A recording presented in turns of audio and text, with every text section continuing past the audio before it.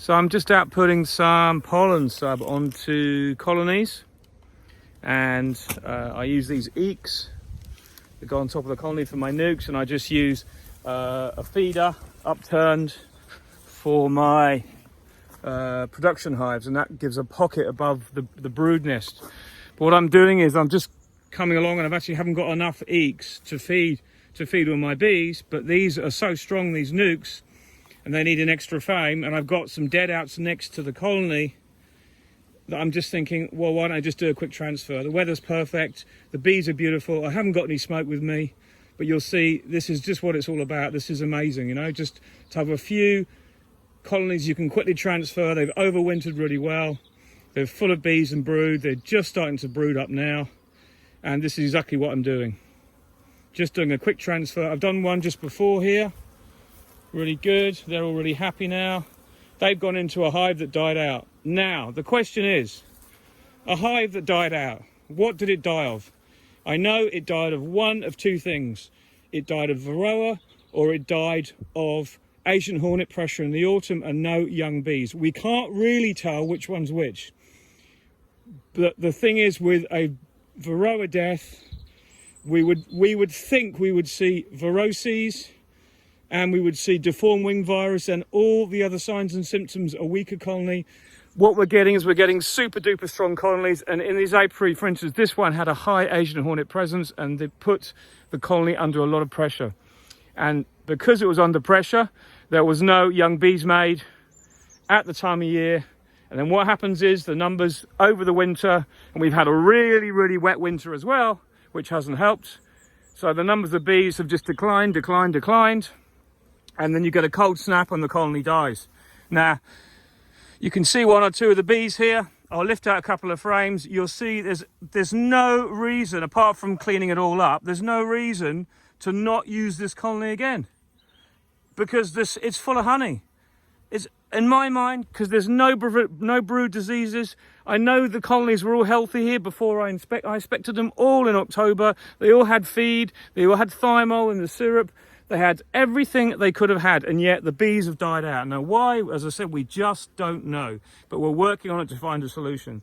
It's probably the two things. It's probably varroa and it's probably Asian hornet. We just can't be sure. But I'll just show you this, that you can easily use this colony again. There's no reason not to. Let's yank out a couple of these frames. This is where the colony died. Look at the honey in here. Absolutely loads of honey. You can see it's attracting moisture now. Okay, I will probably melt that frame down because there's the original, there's the last stand, the classic death. As I said, it could well be either. It could be varroa or it could be Asian hornet causing pressure. The bees get old, they just leave the colony as they die. That's the issue. So we don't know whether it's one or the other. It's pretty likely it is varroa as well, but we're not seeing the signs and symptoms of varroa, and we're getting our numbers down. But that's why I'm coming away from Amatraz this year as a reliant on that. I'm going to be caging my queens. But so that one will go to be melted down. Okay, no problem. Let's put that one aside. Let's go through this. This one, next one is another old brood frame. Okay, I'll melt that down because there's a few dead brood, but look, none of the brood is diseased. They've all got larvae in that just didn't make it. Okay, they just went too cold when the colony collapsed. Most of them are adult larvae about to hatch. That's my point. There's nothing wrong with this colony. Died with their tongues out there. It's a classic. Full of honey. I don't like any frames that have got mildew on. There's pollen in here, so there's plenty of food. But once I get a colony of bees in here, be absolutely fine. No reason. Look at the honey in that. It's just unreal, the honey. And look at the pollen there. You know what? I'm actually going to keep that frame. No, I'm going to have to melt it down. But anyway, what I'm saying is that will give me room to put this nuke straight in this box. I'll clean it up a bit, and then we're get this nuke transferred over, because the bees are absolutely lovely. I haven't got the right equipment, so I'm just going to get those bees into this box here, and then we'll be done. The bees here haven't died of a brood disease. They've died either from varroa or from lack of bees in the colony due to Asian hornet pressure earlier in the end of the year. So I know that there's nothing wrong with this honey. And to all the people who say, oh, you should clean that out. Oh, but I'll save a couple of the frames. If you're saving any of the frames, you're contradicting yourself, because any of the frames from this colony you'll save would carry the same pathogens or the same brood diseases if it's 1 frame or 10 frames. So you either have to clean the whole lot, top to bottom, take it all back, take the base off, scrape it all out, then blowtorch it and melt the frames down and clean the frames, or however you do it. It just defeats logic. This is a way of dealing with some of your early winter casualties in the apiary before you have to take them all home. If it's a new hive, it's fairly clean, which it is. You know, I've scraped out a fair bit of it. Those bees are going to go straight in here, and it's a job done, and they'll just get away. They've got plenty of stores now. These are actually going to be shorter space. What we might have, if it goes cold in the middle of March, this colony could crash because it gets so strong. It's actually only on 5 frames. There's a partition there.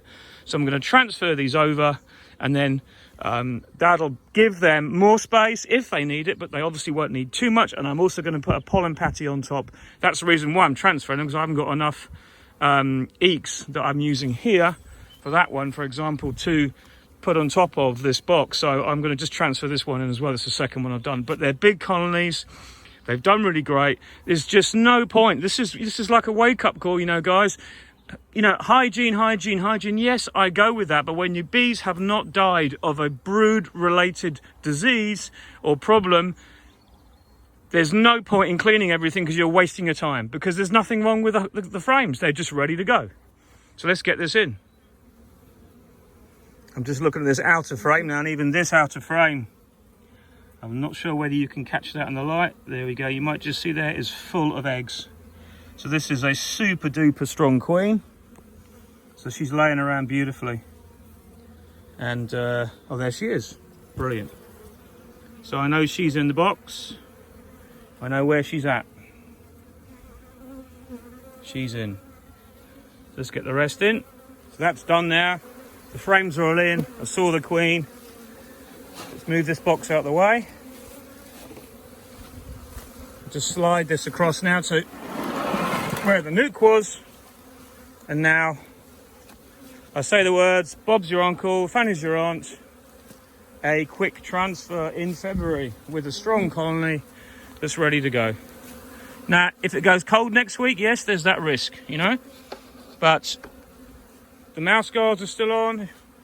The colony is stronger than a lot of my other colonies in production hives, and that's completely normal. You always get a cross section this time of year. Let's put this here. Let the bees crawl over. If I had some smoke, I'd smoke this box and let them crawl out of there. But no real need. So I'm going to put a pollen sub on. I'm giving them a big one. Put that on here. Just brush these bees out of the way for a moment. Here we go. So that will give them some really good food to get stuck into. There is actually space under there because I've got some comb on top of the frames that I've left for this specific purpose. So on goes my cover. We saw the queen in there. We're not particularly worried about anything else. Let's go and get my feeder tray. It's for some reason over here. This thing covers this top.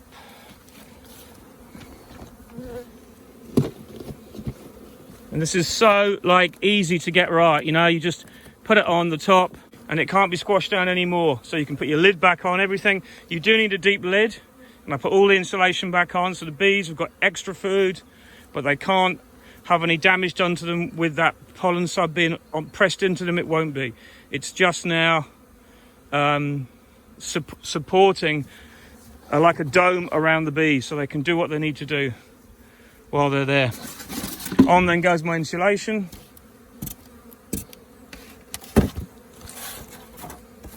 That was my winter configuration. And we're done. I'll shake these out after what doesn't fall in, but usually they all make their way in, and we'll get these boxes cleaned. Yes, I will clean the boxes, but my whole point is, when you're losing bees through an obvious reason that is not a brood disease, there is just no point in cleaning out that nest, cleaning out the old hive completely. Take some of the brood frames away, yes, just for general hygienic purposes. But if you're going to keep some of the frames, you really then need to keep to, you can't be a hypocrite. You can't say, oh, keep some of the honey frames and then clean the hive from top to bottom. It's pointless because you're still not cleaning those frames you're going to use somewhere else. That's my point. I just hope that's clear. And I've seen loads and loads of beekeepers doing this, and the bees are absolutely fine. The honey is the honey they put in there last year. It's perfect feed for them. Why not use it, It's a home from home instantly. They're all great. Anyway, bye for now.